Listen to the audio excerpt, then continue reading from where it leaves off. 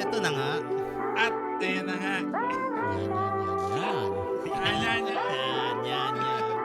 Dito na, dumating na. Eto na. Responde. Responde. Dumating na. Pero bago tayo mag-start, i-build up muna natin para... Build up naman natin. May alam ba nila kung sino ating... sinabi natin kanina. sinabi natin. Nung nakaraan linggo. Parang sneak peek natin. Hindi, pinangalanan na yun. Binigyan na ng ano eh. Alam na lahat yun. Pinagsabi na sa mga kamag-anak. Nagano na. Okay, pero para hindi basta-basta, baka sabihin mo, taong grasa lang kinuha. Mga tunay to. Tunay ito. So, ito na.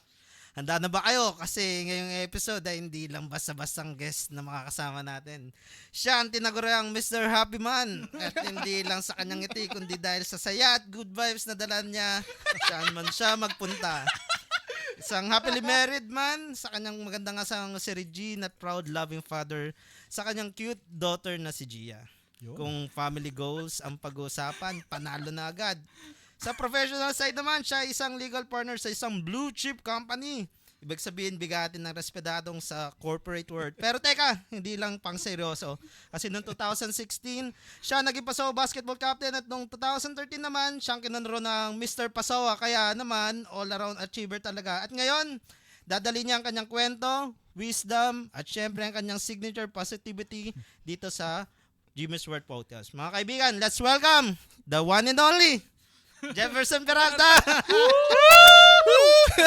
At magbabalik ang Itbulaga. Grabe. Grabe build up eh. Grabe. Sabay nugot yun. Para sabihin, hindi basta-basta yung ginawa natin. Natula lang ako kay GB. Nagulat ako, may ganyan ba tayo? Meron siya pragodigo. Talaga pre, handa to pre. Hindi niya ako maano pre. Ayan, kamustahin natin ating guest. Kamusta naman? Parang Jeff. Okay naman, pre. Sobrang solid nitong podcast. Buti nga, napadaan ka dito pre. Tayo na pre, di ba rin ako makamove on. Nagulat talaga ako. Nagulat ako sa ginawa ni Jimmy pre. Grabe. Kita yun sa video, pre. Grabe. Nakatulala lang kami. Nakatulala talaga eh. Grabe, upgraded yun, pre. Para sa lahat ng mag-guess, talagang bibuild up namin kayo dito. Professional kayo. Nice. Si Jimmy na bahala sa inyo. Si Jimmy na. Kahit isang year lang yung work experience kayo. Gagawin natin pang dekada yung work experience. Oo, kasi pwede mo gamitin pang resume eh. Kunwari, Jeff, mag-apply ka sa iba, reference mo to. Paano man lang yung opening, pero yung gitna, wag mo nang padinig. Di ba pwede ngayon yun, yung pag may resume ka, bubuksan mo yung, may tunog na. Parang pre-recorded na. Oo, gano'n. At eto na, ang ating... Grabe yun. Yan. May kwento lang ako, speaking of resume, may naalala ko na ginawa ko. Yung resume ko dati bago ako magtrabaho, humingi ako ng format kay Jeff. Talaga kay Jeff Hindi, kasi kung sino man yung nagbigay, si Jeff yung nagbigay. Yung resume ko, yung yung soft copy nun, hindi ko tinanggal yung picture niya. Pinatong ko yung picture ko. Kaya pag umano kayo, nakakuha kayo ng soft copy ng resume ko na yun, pag drenag niya yung picture ko, Ano yung mukha ni Jeff? lalabas yung picture Alam mo ni sino Jeff. yung nagbigay eh. Alam mo sino yung nagbigay. May proof eh. May sabi ko, kung mangungopia ka, baguhin mo lang konti. Baguhin mo lang. Wag lahat. Para may trace, no? Ayan. So, ayan, simulan natin. Kamusta mo natin kamusta yung biyahe? Kamusta yung Okay na. Actually, okay naman pre. Mabilis lang yung mabilis yung biyahe sa inyo dito eh. May expressway eh. Oo. Salamat sa Solid. mga Salamat. Sumobra. Pakinabahan tayo. Mga build. Yan. So, ayan. Ito, ang dami nating Ang haba niya. Oo, ba nito? Hindi ko nga alam kung saan tayo. Hindi, Jeff, ganito ba yung gantong di ba naalala mo, nag-talk ka sa Pasowa? O yan, sige, yan ang unahin Ganito natin. rin ba yun? Ganito rin ba yun? Hindi ganito yun. Caught off guard ako. Kaya naramdaman mo nun. Well, parang chill lang naman yung yung vibe nung talk na yun. Pero siya parang sasabi ka lang na experiences mo before. Wala naman sobrang technical. Hindi ba yun yung para mag-iimbita ka ng ito yung mapapala nyo sa course na to. Hindi ba yun? Hindi, para siyang para siyang experience mo nung nag-aaral ka. At the same time, yung magiging parang trabaho mo after. Parang career talk para doon sa career mga talk. Kumbaga, Parang iba-ibang career preview, parang ganun. Ang audience mo dyan, mga 4th year. Oo, mga 4th year usually yung audience. Okay. Saka siya PUP Unisan.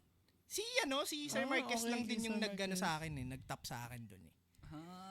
Hindi ba siya Hindi siya sa Pasowa sa Taguig? Hindi siya sa Taguig. iba Sa yun, pala. PUP Unisan yun. Bigatin pala talaga si So, Jeff. oo, pre, parang ibang Sabi mo sa'yo, parang import. Kumbaga, Pinadayo import. pa. Pinadayo. sabi mo, parang mala Elon Musk, mga Jeff Bezos yun. Hindi naman, parang sa mga import, pre. Parang mga, Brownlee, pre. Brownlee. Yung champion ni Nebra. Ayun, congrats sa Inebra. Congrats. Kawawa ka naman, Nel. Hindi na nalitok. Umiyak yung TNT. Buti wala pala nagpustahan, kundi alam na. Oo. Hindi, kung pupusta ka ba, saan ka pupusta? Ikaw, Inebra. Ginebra. Ikaw, Bert. Solid yun.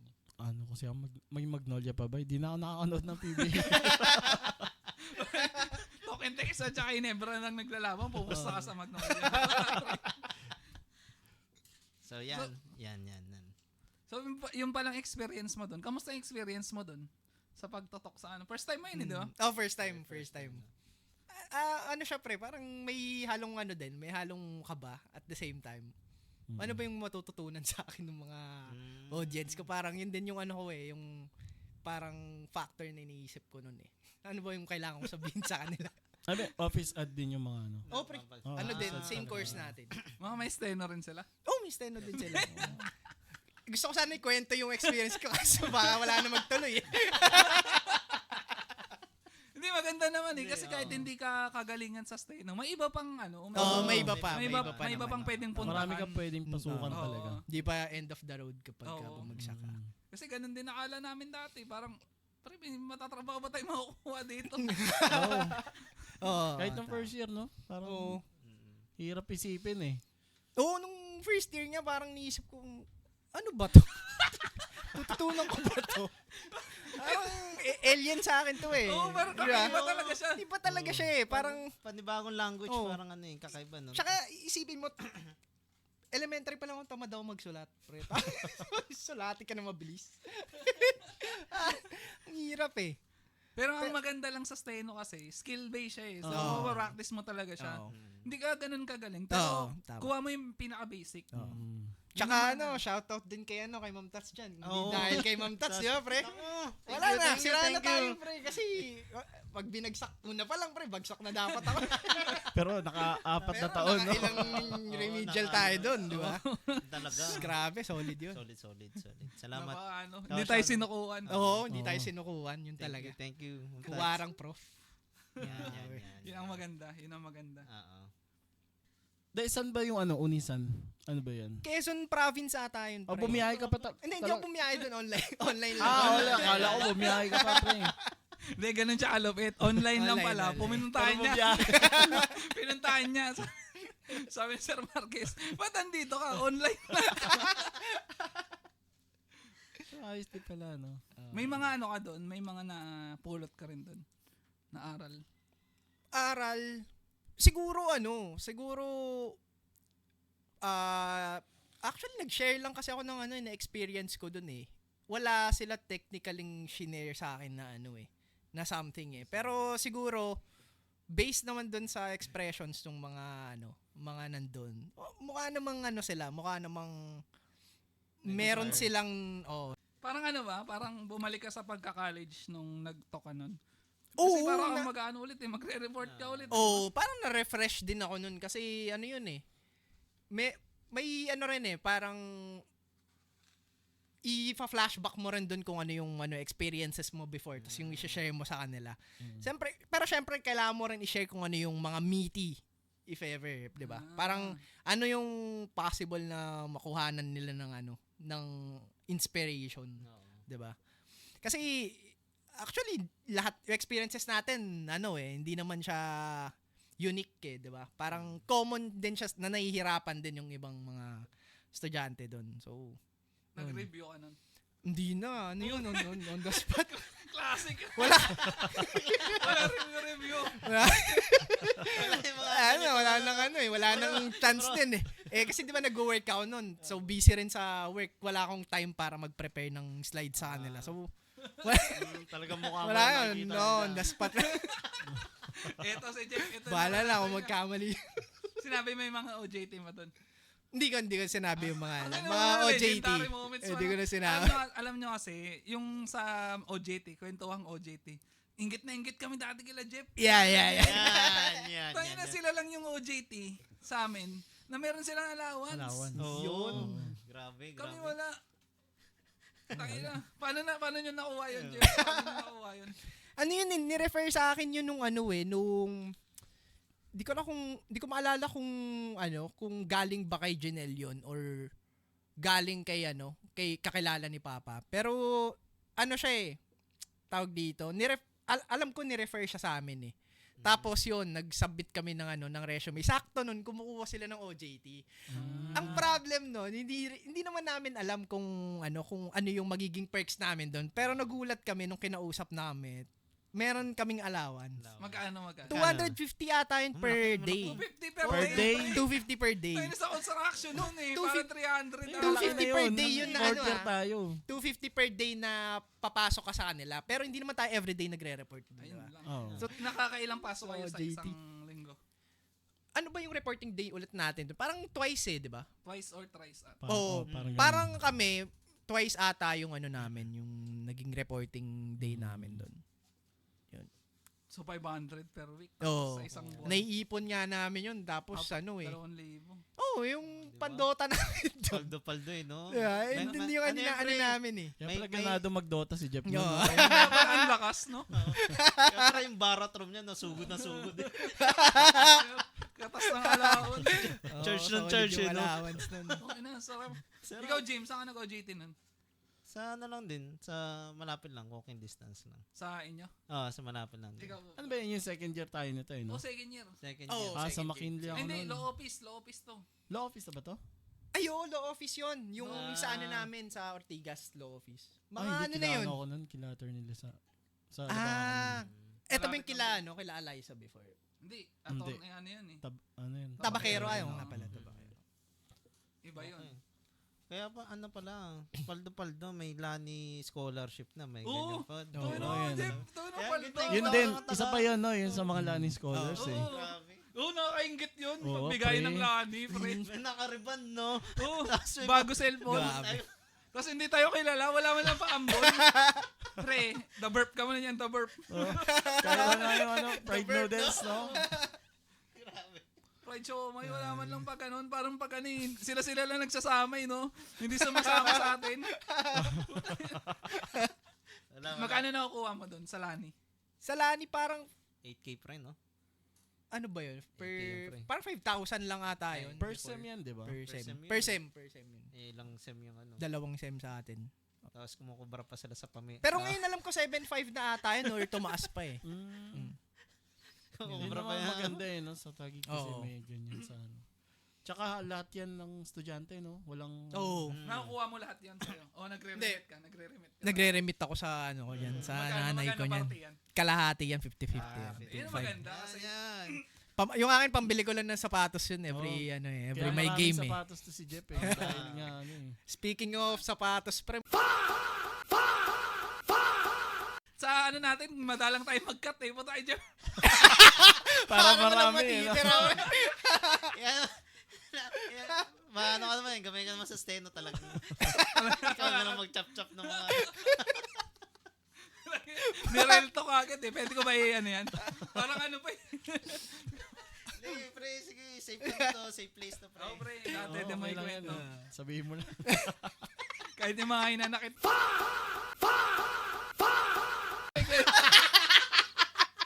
Putik na yan. Ay, tama. Sige. Yan na natin yan. Ayan, okay na tayo sa JT Days. Ayan na naman natin yung before ka mag-college, pre, kasi, ito si Jeff, ko to, isa to dun nung first day nung college, yung mga first week. Ito yung nakatabi ko dun sa, sa parang blade. Catwalk yun, pre. Catwalk. Sa catwalk. Oo, nakakatuwang ko to. First day ng pasukan. Yung mga first week, ko lang ng aking tuwang ko. Galing pala doon sa sa All Boys. All Boys. All Boys High School. Ang daming kwento nito ni Jeff. Kaso ayaw pamunahan. Ikaw na, Okay, Jeff. anong mga kwento yan? Saan nagsimula yan? Nagsimula. Hindi, bigyan mo siya ng ng ikikwento niya. Ano bang gusto mo doon, pre? Hindi, ang dami po rin. Hindi ko kaya baka ka pre, mapahamak ka. O sige, yung hindi lang mapapahama. Ay, Hindi na mapahamak. Hindi, parang Mapapahamak lahat. sige, bigyan ko na. Kasi di ba, all boys yun. Hindi, walang babae. Ayan, dati. Gusto ko rin itanong kay Jeff yun dati. Parang nayok na yun. Pag nakakakita ng babae sa uy, babae na. Hindi, ito, may tanong ako. May mga babae ba kayong teacher nun? Wala kami babae. Solid John talaga. Lalaki din ang All mga boys. teacher nyo. Mga namin, teacher namin, puro Kaya Grabe pala yun. makatingin ka nun. kahit mukhang babae, no? Kaya ayoko na. Ikaw na, Jeff, magkwento mo. Baka may masabi ako, pre. Kasi normal naman yun. Normal. Kasi sa Southreach talagang, parang kasi yun, since all boys school siya, hinohone ka nun para maging gentleman. Man of integrity. So, Gentleman ba yung ginawa? Ito na nga. hindi. High school yan, pre. High school yan.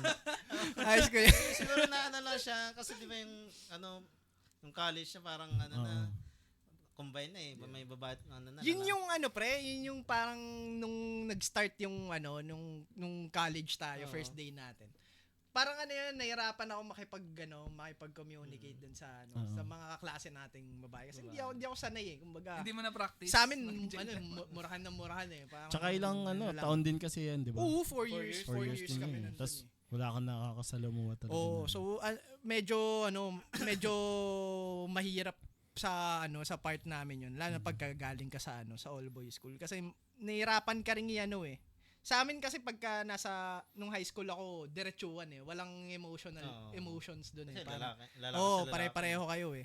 Pero dito kasi parang minsan may masasabi ka na di ba? Hindi mo below the belt ine-expect na na iba pala yung magiging balik sa nung mga friends natin. Maganda. Nabawi. Pero yun nga ang ng mundo na yun, kung sino hindi maano santa, pero nung college, lapitin sa mga chicks eh, Baka Jeff yan. Putang ina. Pero may kukwento ako, yung sa catwalk, balikan natin sa catwalk. Sa catwalk, di magkatabi kami ni Jimmy. Ayan. May nahanap si Jimmy dun sa bag niya. Tapos nakita ko may blade, pre. Sabi ko, Jimmy, ba't may blade ka sa Sabi ni Jimmy sa akin, pre, kasi dun sa lugar namin, maraming self-defense to. Yung blade mo sa notebook mo nilagay, pag na-hold up ka, magkakalkal ka pa ng Lahat na lang may problema. Lahat may kwento doon sa na yun. Sa blade na yun Yung tingin ko pa ng mga gym dati, siya, parang nerd, pre. Parang techie na nerd yung itsura. Oo, So sabi ko, nung nakita ko yung blade, gulat ako eh. Sabi ko, bakit? Ang inisip ko nun, pre, kung hindi niya ikukwento na pang self-defense yun, baka pre, baka nag-self-pity naman. Nag-iimo na pala. Nag-iimo na, di ba?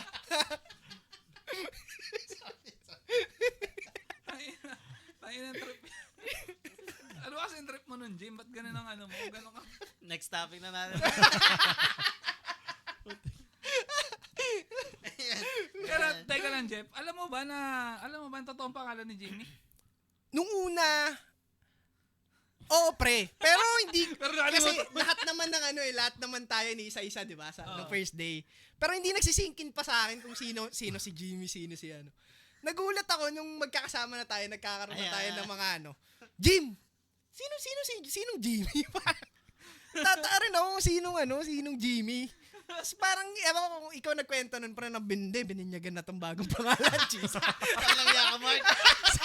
Ikaw pa pala nagpapakalat. Binanyagan na ako. At lumabas na. Siya talaga. Talaga, ayan na, lumalabas na. Ayan, napagtagpi-tagpi ko na. Sino talaga yung prime suspect na nanggaling yung Jimmy yun.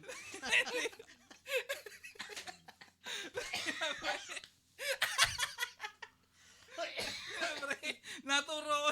Naturo na. Ano na natin to? Case close na natin. Si Case Jeff close. lang ang nakapagpatunay. Nakapag-test. Yan. Sorry, Jim. Tao, sumakay ka naman. Oh, pre.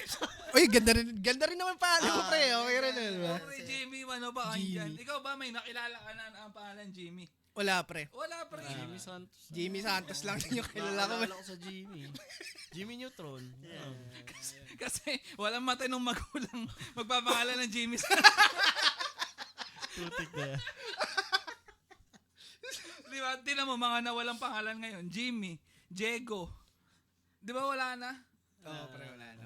Ikaw ang successor ni Jimmy Santos. Walas yung. Ayan. So, Grabe. Parang bitin ang 23 minutes. hindi. Yan na natin to. Tuloy-tuloy natin to. Overtime Natin tayo. to. Oo. Pwede naman part 2 eh. Oh, Ito, pa-part 2 na lang yan. magpaalam ka, Jim, tapos part 2 natin. agad. Sige. Kaya ito. Maraming salamat sa Jeff, salamat napaunlakan mong paanyaya namin sa susunod ulit ha. Yun. Maraming salamat. No Paalam. problem, pre.